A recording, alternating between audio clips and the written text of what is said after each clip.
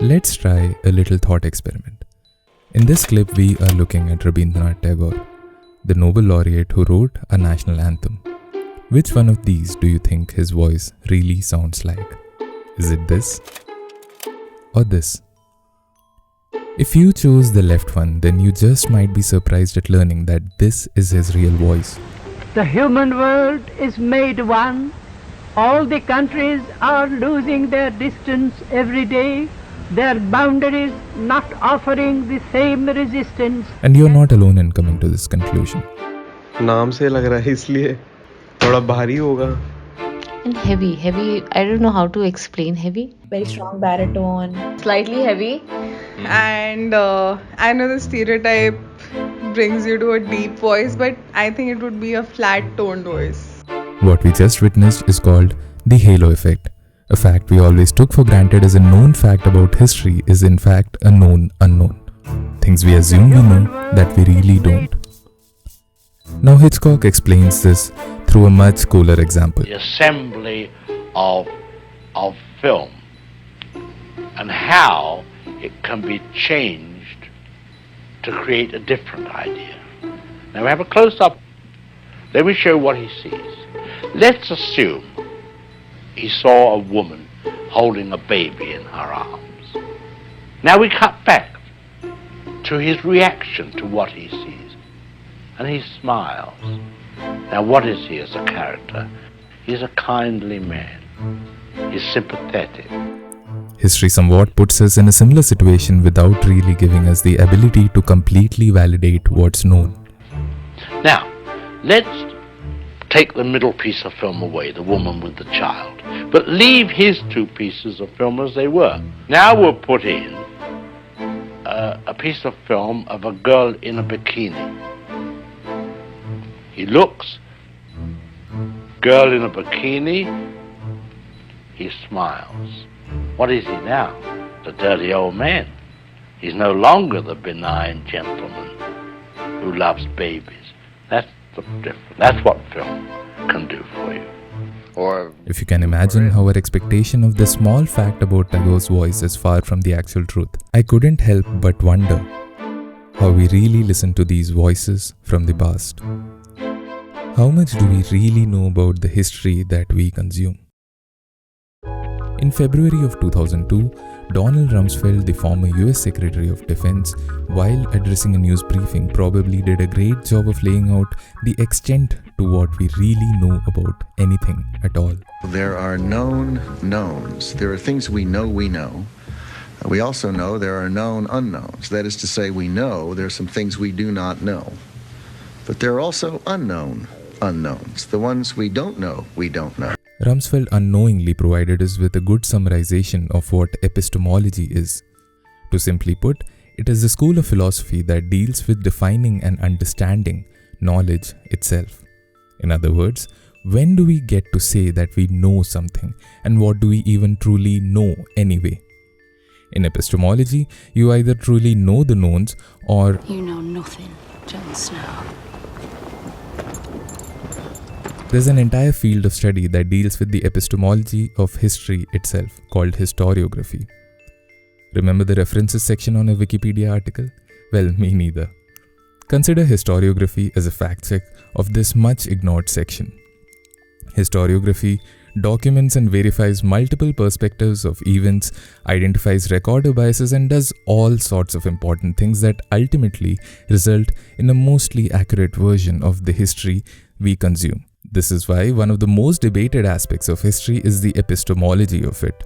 Why do we know the things about history we do know?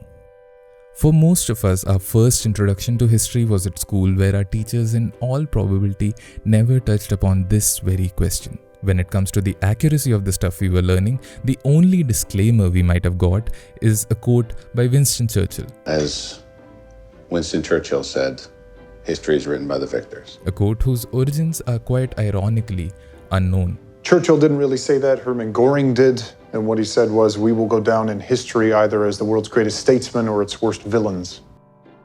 This very statement holds true for our history textbooks just as well. Whatever we have learned from British and Muslim emperors should be removed, and it will be removed. The previous governments did not care about the nation. It is time for our government to put the right heroes in the syllabus. Every change in the regime has resulted in some sort of questionable revisions in our history textbooks as well. You are selecting something which finally go in your interest. Nehru is out, Gandhi is not murdered. My direct question to this government is, what kind of history you want to propagate amongst these students? And this might not be the only questionable content that finds its way into these books. तो जैसे छठी की कक्षा में चुटकुले हैं, एक चुटकुला सुनाती हूँ। सुरेश साधु से, स्वामी जी मेरी पत्नी बहुत परेशान करती है, कोई उपाय बताइए। साधु कहता है, बेटा उपाय होता तो मैं साधु क्यों बनता? What are our teachers taught? इस किताब की लेखिका है तीस्ता सेतलवाल। इस किताब को कमीशन करने वाले हैं यूपीए के कपिल सिब्बल साहब। वो यूपीए जिसकी चेयरपर्सन सोनिया जी हैं। The ones who write these versions of history are also not in the clear. 4 के बच्चे को क्या पढ़ाना चाहिए? In our text and our syllabus, I'm quoting, we continue to perpetuate the colonial legacy of portraying ancient India as synonymous with Hindu and medieval India past with the Muslim. When you talk about history, historians are not really supposed to write for the Congress party or for the BJP or for anybody else. The issue. It's a scholarship, you know. Yeah. And I don't know why people drag historians. I have done so many books. They are often pitted against each other in sensationalized prime-time news channel debates, where history invariably becomes a left versus right debate.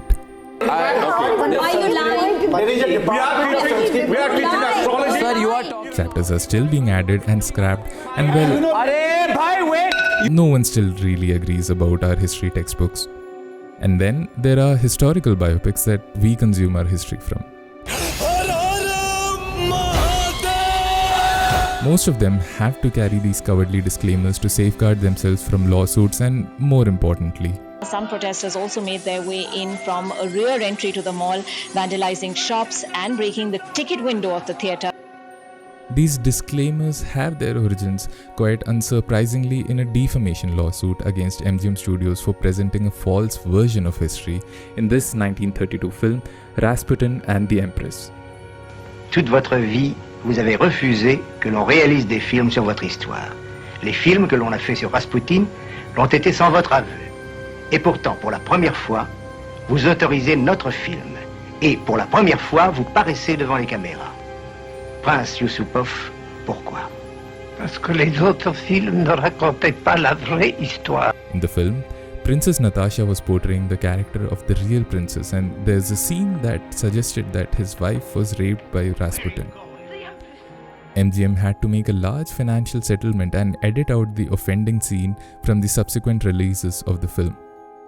The offending scene was cut, which rendered Princess Natasha's character somewhat incomprehensible unless the viewer of the film is aware of this cut. In the first half of the film, Princess Natasha is an ardent supporter of Rasputin. In his sincerity, his divine power, no one can shake my faith in him, not even you. And in the second half, she is extremely afraid of him for no apparent reason. Get out! Filmmakers and producers since grew overly cautious, and every historical biopic since insists that it is a piece of fiction. It is not surprising for which parts of the biopic I'm watching these disclaimers are for. Almost every historical biopic in our recent memory has been embroiled in one controversy or the other. Sanjay Leela Bhansali was slapped, Deepika Padukone's nose was threatened, and everyone just seems to be taking their own versions of history way too seriously. और ये सजा अगर तू लेना चाहती है दीपिका पादुकोण तो शहर से राजपूत क्षत्रिय ये मजबूरन करेंगे. Well, if this is the case, then how can we ever be sure of, in Donald Rumsfeld's words, known knowns, known unknowns, and even unknown unknowns of the history that we consume? Remember the game of Chinese whispers where a message gets distorted as it gets passed around in a chain? Historical documentation, in some sense, is a game of Chinese whispers only played with everyone who has ever played it on a much grander historical scale. gosh. I don't want to say that. So it's no surprise for errors to creep in with every retelling. The diaphragm jelly is in my glove box? The problem comes right with our assumption of history as a truthful documentation of the past. Although it may seem the same, the past is really different from history. Historian Alan Munslow puts it this way. For me, the past is the time before now, as it is, I suppose, for everybody.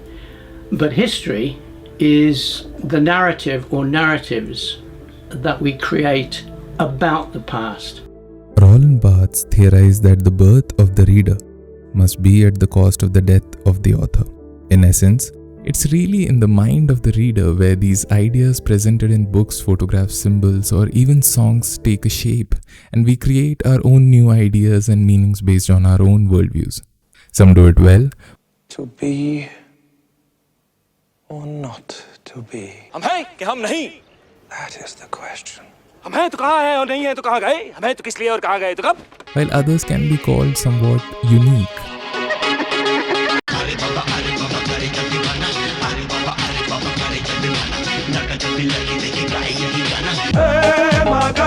What does this mean in a historical context? Every author has borrowed in some form from something that previously existed. It's safe to assume then that some bits of a historian's own interpretations and belief systems seep into historical accounts as well. But every historical fact can't be up for interpretation, right? Surely people were there when things happened, and eyewitness accounts should be absolutely true. Well, no. You need to know that eyewitness testimony on the totem of weight of evidence, it is at the bottom. A little scary because in the court of law, it's considered pretty high evidence. People say, I need a witness. No, you want data. That's what you really want. You want information that didn't have to pass through someone's sensory system so that you can minimize bias, delusion, the filtering that we always do as the world outside of us comes through our senses, for us to then decide what it is and what is not going on around us. If even eyewitness accounts are so unreliable, then what about autobiographies? Sources can't get more first-hand than autobiographies, can they? Do autobiographies also have a point of view? Well, let us illustrate with an example here. Who might be a better example here than the world's most famous Indian? India. To a lot of people, all they're familiar with is one person, Mahatma Gandhi.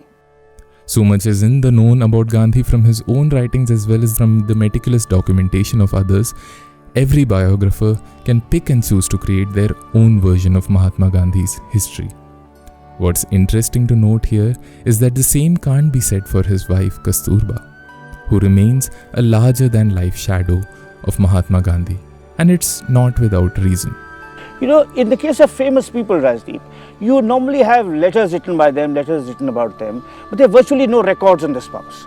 So Kasturba's story has to be reconstructed partly by what Gandhi told us, partly by what others said, partly by influence. It would be interesting at this point to examine how the known knowns of history can be challenged by analyzing a single event from Mahatma Gandhi and Kasturba's life through the lens of multiple subjectivities. All right, then go. You don't belong here. Go leave the ashram. Get out. All together we don't. Go. Have you no shame? I'm your wife.